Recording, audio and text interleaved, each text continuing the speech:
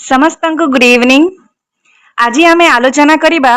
ଏକ ଗୁରୁତ୍ୱପୂର୍ଣ୍ଣ ବିଷୟ ଉପରେ, ଯେମିତିକି ଆପଣମାନେ ସ୍କ୍ରିନରେ ଦେଖିପାରୁଥିବେ, ଦ ମିନିଂ ଅଫ୍ ଫିଲସଫି। ଯେଉଁ ଦର୍ଶନ ଶାସ୍ତ୍ରର ଅର୍ଥ କ'ଣ, ଏହାର ପ୍ରକୃତି ବା ଆମେ କହିପାରିବା ଏହାର ବୈଶିଷ୍ଟ୍ୟ କ'ଣ, ତାହା ଆଜି ଆମେ ବୁଝିବାକୁ ଚେଷ୍ଟା କରିବା। ଏହା ପୂର୍ବରୁ ମୁଁ କହି ରଖେ, ଆମର ଯେଉଁ ଭିଡ଼ିଓ ସେସନ୍ ଗୁଡ଼ାକ ଅଛି, ଏହା ଉଭୟ +2 ପିଲାଙ୍କ ପାଇଁ ଏବଂ +3 ପିଲାଙ୍କ ପାଇଁ କୋର୍ସ ପାଇଁ ହେଲ୍ପଫୁଲ୍ ହେବ। ତା ସହିତ ଆମର ପିଜି ପିଲାଙ୍କ ପାଇଁ କିମ୍ବା ପିଜି ଏଣ୍ଟ୍ରାନ୍ସ ପାଇଁ କିମ୍ବା ବିଏଡ୍ ପାଇଁ ଆଉ ଅନ୍ୟାନ୍ୟ ଏକ୍ସାମ୍ ଯୋଉଟା କି ଏଜୁକେशन ରିଲେଟେଡ୍ ଯୋଉ ଯେତେ ବି ଟିଚିଂ ଏକ୍ସାମ୍ସ ଅଛି, ଯୋଉଥିରେ କି ଏଜୁକେशन ଇମ୍ପୋର୍ଟାଣ୍ଟ ସବଜେକ୍ଟ, ସେ ଜାଗାରେ ଆମର ଏଇ ଭିଡିଓସ୍ ଗୁଡାକ ବହୁତ ହେଲ୍ପଫୁଲ୍ ହେବ। ତ ଚାଲନ୍ତୁ ଆମର ଭିଡିଓଟିକୁ ଆରମ୍ଭ କରିବା।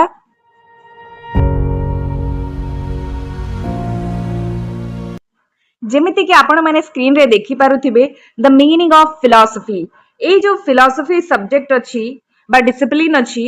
ଏହା ଆମ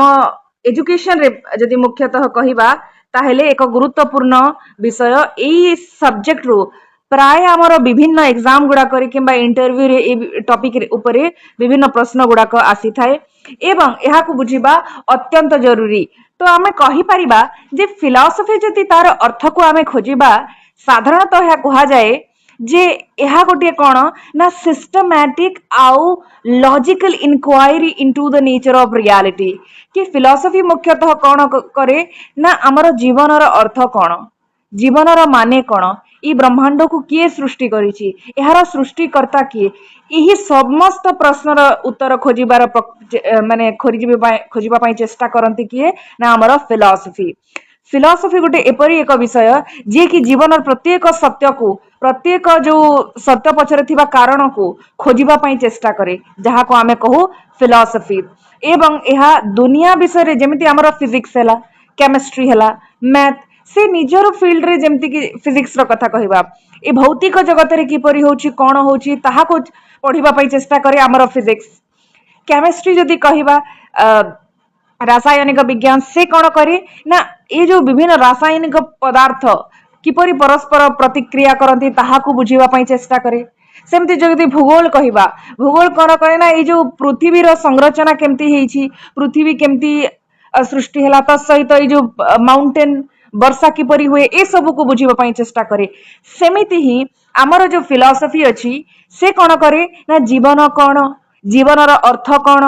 ରାଇଟ୍, ଆମେ କିପରି ପ୍ରକୃତ ଜ୍ଞାନ ଅର୍ଜନ କରିପାରିବା, କୋଉ କୋଉ ମାଧ୍ୟମରେ ଜ୍ଞାନ ଅର୍ଜନ କରିପାରିବା, କାହାକୁ ଆମେ ପ୍ରକୃତ ଜ୍ଞାନ କହିବା, ଏଇ ବ୍ରହ୍ମାଣ୍ଡକୁ କିଏ ସୃଷ୍ଟି କରିଛି, ଏହାର ସୃଷ୍ଟିକର୍ତ୍ତା କିଏ, ଏ ସବୁର ପ୍ରଶ୍ନର ଉତ୍ତର ଖୋଜିବା ପାଇଁ ଚେଷ୍ଟା କରେ କିଏ ଫିଲସଫି। ସେଥିପାଇଁ ଆମେ ଏହାକୁ କହିବା ଯେ ସିଷ୍ଟମାଟିକ ଇନକ୍ୱାରି। ଏହା କ'ଣ କରେ ନା ସିଷ୍ଟମାଟିକାଲି ଗୋଟେ ପ୍ରୋସେସ ଫଲୋ କରିକି ଏଇ ଯୋଉ ପ୍ରକୃତି ବା ଆମେ କହିପାରିବା ଏଇ ପୃଥିବୀ ଯୋଉ ରିଆଲିଟି ଅଛି, ତା ପଛରେ ଯୋଉ କାରଣ ଖୋଜିବା ପାଇଁ ଚେଷ୍ଟା କରେ କିଏ ଆମର ଫିଲସଫି। ଏବଂ ଏହାକୁ ଆମେ ଯଦି କହିବା ୱେଷ୍ଟର୍ଣ୍ଣ ସୋସାଇଟିରେ ଏହାକୁ କହନ୍ତି, ପାଶ୍ଚାତ୍ୟ ଦେଶରେ ଏହାକୁ ଫିଲସଫି, ଏବଂ ଭାରତରେ ଦର୍ଶନ ଶାସ୍ତ୍ର ବୋଲି କୁହାଯାଇଥାଏ। ତ ଆମେ ଦେଖିବା ଯେ ଏଇ ଯୋଉ ଫିଲସଫିର ଶାବ୍ଦିକ ଅର୍ଥ କ'ଣ, ଶବ୍ଦରେ କୋଉ ଶବ୍ଦରୁ ଆସିଛି, ଏହାର ଅର୍ଥ କ'ଣ, ତାହା ଆମେ ଦେଖିବା। ଯେମିତିକି ଆମର ଯୋଉ ଫିଲସଫି ଶବ୍ଦ ଅଛି, ଏହା ଗ୍ରୀକ ଭାଷାରୁ ଆସିଛି। କୋଉ ଭାଷାରୁ? ଗ୍ରୀକ ଭାଷା। ଗ୍ରୀକ ଭାଷାର କୋଉ ୱାର୍ଡ? ଫିଲୋସ୍। ଫିଲୋସ୍ ରୁ ଆସିଛି। ଫିଲୋସ୍, ଯାହାର ଅର୍ଥ ହଉଛି ଲଭ୍, ରାଇଟ୍, ଯାହାର ଅର୍ଥ ହଉଛି ଲଭ୍, ପ୍ଲସ୍ ସୋଫିଆ ଶବ୍ଦରୁ ଆସିଛି। ସୋଫିଆର ଅର୍ଥ ହଉଛି ୱିଜଡମ୍, ବା ଆମେ କହିପାରିବା ଯେ ଜ୍ଞାନ। ଜ୍ଞାନ। ତ ଆମେ କହିପାରିବା ଯେ ଫିଲସଫି ଦିଟା ଶବ୍ଦର କମ୍ବିନେସନରେ ଆସିଛି, ଯୋଉଟା କି ଗ୍ରୀକ ଭାଷା, ଫିଲୋସ୍ ପ୍ଲସ୍ ସୋଫିଆ। ଫିଲୋସ୍ ର ମାନେ ହଉଛି ଲଭ୍ ଏଣ୍ଡ ସୋଫିଆ ର ମାନେ ହଉଛି wisdom। ତ ଆମେ କହିପାରିବା ଯେ philosophy means love of wisdom। ଯୋଉ ଜ୍ଞାନ ପ୍ରାପ୍ତି ପାଇଁ ଯୋଉ ଗୋଟେ ଲଭ୍ ଅଛି, ଆମେ କହିପାରିବା ଯେ ଯେତେ ବି ଜ୍ଞାନ ଅର୍ଜନ କରିବା ସତ୍ତ୍ୱେ ମଧ୍ୟ ଆମେ ଯଦି ଜ୍ଞାନ ଆହୁରି ଅର୍ଜନ କରିବା ପାଇଁ ଯୋଉ ବାରମ୍ବାର ଆଗ୍ରହିତ ହେଇଥାଉ, କିମ୍ବା ଆମର ଯୋଉ କେବେ ବି ଆମେ ସାଟିସ୍ଫାଏ କେବେ ବି ହଉନୁ ଆମର ଜ୍ଞାନ ପ୍ରାପ୍ତି ଦିଗରେ, ତାହେଲେ ଆମେ କହିପାରିବା ଯେ ଏହା ଆମର ଫିଲସଫି। ଆମେ ସତ୍ୟକୁ ଖୋଜିବା ପଛରେ ବାରମ୍ବାର ଚେଷ୍ଟା କରୁଛୁ, ବାରମ୍ବାର ବିଫଳ ହେଲେ ମଧ୍ୟ ଆମେ ବାରମ୍ବାର ତାର ସତ୍ୟ ଜାଣିବା ପାଇଁ, ଯେତେବେଳେ ପ୍ରକୃତିର ସତ୍ୟ ଜାଣିବା ପାଇଁ ଚେଷ୍ଟା କରୁଛୁ, ତାହେଲେ ଏହାକୁ ଆମେ କହିପାରିବା ଏହା ଆମର ଫିଲସଫି, ରାଇଟ୍। ଯଦି ସାଧାରଣ ବ୍ୟକ୍ତି अनुसार कहवा फिलोसफी रो अर्थ होउची कि आमे दुनिया को को दृष्टि रे देखुची हमर जो दृष्टिकोण हमर जो चिंताधारा पृथ्वी विषय रे किबा जीवन को नै कि जो चिंताधारा ताहा को ही फिलोसफी कहा जाए यह साधारण व्यक्ति अर्थ रे किंतु प्रकृत रे जदि कहवा फिलोसफी यह कोन ना सिस्टमैटिक इनक्वायरी कि सिस्टमैटिकली आमे इनक्वायरी करिबा तदंत करिबा कि प्रकृति कोन रियलिटी जहा को कहूचे सत्य कोन व्हाट इज ट्रुथ मूल्यबोध कोन गुडनेस कोन ये सबू को जानिबा पाई आमे चेष्टा करू ये जो फिलोसफी रे एवं यह कोन ना ओल्डेस्ट डिसिप्लिन यह होची सबुठारु पुराना कोन ना डिसिप्लिन बा विषय कहीं ना जेतिकी भी आज वैज्ञानिक जुगरे आमे विभिन्न विषय देखुछे विभिन्न जियोग्राफी फिलोसफी आमे कहि परिबा जे केबे ना केबे ए जो विषय गुडाक तांकर जो सृष्टि अछि तार सृष्टि फिलोसफी रू उत्पत्ति हेछि प्रत्येक विज्ञान क्षेत्र रे भी जदि देखिबा ताहेले विज्ञान भी कौनसी ना कौनसी जगह तार उत्पत्ति बा तार सोर्स को फिलोसफी रे देखिबा को पाई थाए तो आमे कहिबा जे it is a systematic inquiry into the deepest questions of life nature and god जीवन किंबा व्यक्ति बा प्रकृति किंबा प्रकृति जड़ित जेते भी प्रश्न अछि ई सबुथिर प्रश्न को सिस्टमैटिकली खोजिबा पई चेष्टा करे किए हमर फिलोसफी अनेक समय व्यक्ति मानक मध्य प्रश्न उठी थाए जे रे वास्तविकता काहा को कहबा आम जीवनर माने कोन आम जीवनर उद्देश्य कोन प्रभु हमको काहे कि पृथ्वी को पठैछंती ईश्वर कहले आमे काहा को कहबा किए से सृष्टिकर्ता किए दुनिया को गढ़ी यह पछरे कारण कौन यार तात्पर्य कौन ये सब प्रत्येक प्रश्नर उत्तर खोजा चेष्टा किए करे फिलोसफी जेमती कि मनुष्य जदि देखिबा व्हाट इज लाइफ जीवन कौन what is it's purpose and meaning यार उद्देश्य एवं अर्थ कौन जीवनर माने कौन तार अर्थ कौन ये सबूर प्रश्नर उत्तर किए खोजिबा पई इनक्वायरी करे ना philosophy then nature what is the reality of the world around us ये जो हम पृथ्वी माने चारिपटे यार वास्तविकता कौन ताहा को जानिबा पई किए चेष्टा करे ना philosophy then God is there a creator who controls the universe आउ कौन से प्रश्नर उत्तर खोजिबा पई चेष्टा करे ना कौन सी एमती क्रिएटर अछंती कि सृष्टिकर्ता जे कि ब्रह्मांड को रेगुलेट करूछंती जेमती कि सूर्य तारा उइबा आकाश रे यहा को किए करूछि किए रेगुलेट करूछि किए यहा को कंट्रोल करिछि ताकू जानिबा पई चेष्टा करे किए ना फिलोसफी देन आमे जदि यार डेफिनेशन देखिबा अनेक व्यक्ति अनेक फिलोसोफर कहि परिबा जो माने के फिलोसफी रो अर्थ दैछंती तांकर सिंपल भाषा रे जेमति कि फिक्टे जने व्यक्ति दार्शनिक से कहिले ना philosophy is a science of knowledge philosophy कोन ना ज्ञान रो विज्ञान कोन ना या ज्ञान रो विज्ञान मामे कहि परिबा ज्ञान को अर्जन करिवार एक प्रक्रिया बा विज्ञान किपरि आमे स्टेप बाय स्टेप इनक्वायरी करी प्रकृति बा ई जो हमर चतुर्दिग रे थिबा पृथ्वी रे थिबा जेति कि भी हमर रियलिटी अछि ता पछरे कारण कोन ताकू जो खोजिबा पई जो step by step process follow करंती और जो ज्ञान अर्जन करंती सेति पई यहा को कहा जाय ना philosophy is a science of knowledge ज्ञान अर्जन करिवार यहा एक कोन ना विज्ञान अटे यहा के कहउचंती फिक्टे देन राधाकृष्णन कौन कहउचंती कि philosophy is a logical inquiry into the nature of reality देखंतु हमर जो रियलिटी अछि जो हमर दुनिया अछि बा वास्तविकता अछि ता पछरे तार कारण कौन ई जो रियलिटी कौन ता विषय रे इनक्वायरी करबा लॉजिकली सेटा भी लॉजिकली माने कौन तार कारण तार प्रॉपर लॉजिक थिबा कथा जे या पछरे एटा हेई थाई पारे काहे कि ना ई जो प्रक्रिया गुडक या सहित जड़ित अटे राइट तो आमे कहि परिबा जे हमर फिलोसफी कौन ना logical inquiry into the nature of reality ये जो हमर जो वास्तविकता अछि हम जो आमे दुनिया रे जहा देखुछि हम आखी सामना रे एहा पछरे कौन अछि कारण कौन ए सब काहे की घटुछि एहा को बुझिबा पई चेष्टा किए करे ना फिलोसफी देन कौटिल्य से कौन कहंती ना philosophy is the lamp of all the sciences philosophy कौन ना एहा गोटे आलुओ प्रत्येक विज्ञान रो कौन यह आलुओ अटे the means of performing all the works यह सब कार्य करिवार एक माध्यम अटे and the support of all the duties आमे कहि परिबा जे जेति कि आमे कर्तव्य करूचे ता पछरे हमको सपोर्ट किए करूची हमरो फिलॉसफी हमरो चिंताधारा तो आमे कहि परिबा कौटिल्य कोन कहउचंती ना फिलॉसफी गोटे कोन गोटे आलुओ कहा पई विज्ञान पई विज्ञान को आलुओ देखैबार काम किए करे ना फिलॉसफी तो सहित हमरो विभिन्न कार्य को करिबारे हमको रास्ता किए देखाए हमरो फिलॉसफी एवं हमरो कर्तव्य करिबारे हमको सहाय्य करे हमरो फिलॉसफी तो इहा किए कहउचंती कौटिल्य देन विल डुरेंट कोन कहउचंती ना philosophy is the mother of all science ये सब प्रकार रो विज्ञान रहउची मदर बा जन्मदात्री किए ये जेति की भी विषय वस्तु आम फिजिक्स केमिस्ट्री बायोटेक जहाँ भी आज वर्तमान समय आधुनिक जुग रे देखुचे ए समस्तंकर उत्पत्ति केबे ना केबे हमर फिलॉसफी रो सृष्टि हेची काहेक ना जेते बेले हमर विषय वस्तु आरंभ होला से समय फिलॉसफी प्रथम विषय हिसाब रे आविर्भाव हेतिला एवं एही फिलॉसफी रे ए ब्रह्मांडर सृष्टि ए जो प्रकृति सब विषय रे वर्णना करा हेची जदिओ थियोरिटिकली ताहा प्रमाणित एते मात्रा रे हेइ नथिला किंतु एहार उत्पत्ति सेही फिलॉसफी रु आरंभ हेतिला विभिन्न दार्शनिक माने आमे कहि परिबा प्लेटो अरिस्टोटल एमाने ए जो पृथ्वी विषय रे तांकर निजर मतामत निजर अनुभूति जो निजर लॉजिक आधार रे ए पृथ्वीर संरचना विषय रे पृथ्वीर सृष्टिकर्ता विषय रे से वर्णना करूथिले किंतु आज वर्तमान जेतिकी भी मॉडर्न साइंस अछि ए समस्तंकर उत्पत्ति हमर फिलॉसफी रु हेछि सेति पई फिलॉसफी की कहा जाय is the mother of all science then the Indian view एहा तो आमे कहिला जे वेस्टर्न व्यू इंडियन व्यू अनुसार कौन भारतीय दर्शन अनुसार भारत रे फिलॉसफी को कौन कहा जाए ना दर्शन शास्त्र दर्शन माने देखिबा देखिबा जो आमे हमर चतुर्दिगरे जो रियलिटी अछि वास्तविकता अछि ताकू देखि कि आमे कौन माने को दृष्टि रे देखुछि ताकू जो जानिबा को अनुभूति करिबा होछि हमर फिलॉसफी तार अर्थ कलना करिबा तार अर्थ निरूपण करिबा होछि हमर फिलॉसफी तो आमे जेमति कि कहि परिबा in Indian tradition philosophy is called darshan भारतीय ट्रेडिशन रे बा परंपरा रे कोन कहा जाए ना दर्शन कहा जाए काहाकू ना हमर फिलॉसफी को कोन कहा जाए दर्शन बोली कहा जाए एवं दर्शन माने होछि देखिबा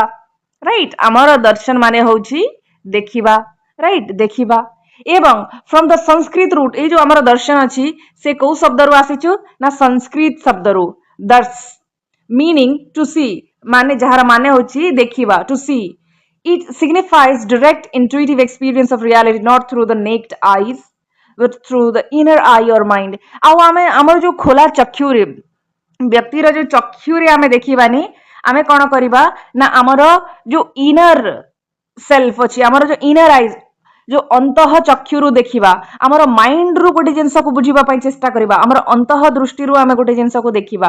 केवल खोला आखि रे जो देखा जाउची ताकू दर्शन कुहा जीवा नाही आमे भीतरु केमती गोटे जिंस को बुझी पारुचे देखुची केमती हमर अंतः दृष्टि कोन जो प्रकृति प्रति ताकू ही आमे कहि परिबा दर्शन देन आमे जदि देखिबा फिलॉसफी कोन ना philosophy enlightens enables and gives life meaning purpose philosophy कोन करे ना हमको आलुआ देखाए हमर जीवन को गोटे अर्थ दिए उद्देश्य दिए जहाँ को आमे कहि परिबा गोटे अर्थ देई थाए हमर जीवन को एवं हमर उद्देश्य कोन ताहा हमको किए कहि थाए हम जीवन रो उद्देश्य कोन हबो हमर philosophy then personal philosophy cone every individual has a philosophy that guides their thought actions and attitude देखो प्रत्येक व्यक्ति रो निजस्व फिलॉसफी थाए निजर दर्शन थाए से किपरि दुनिया को देखंती ताहा से माने निजस्व प्रत्येक व्यक्ति गोटे गोटे फिलॉसफर जदी कहि परिबा साधारण भाषा रे तो यही जो तांकर जो फिलॉसफी अछि तांकर जो चिंताधारा अछि ताहार थॉट प्रोसेस को एक्शन को एवं एटीट्यूड को शेप करि थाए बा गाइड करि थाए then mother of all discipline philosophy strive to unfold the mystery of life and its relation with the universe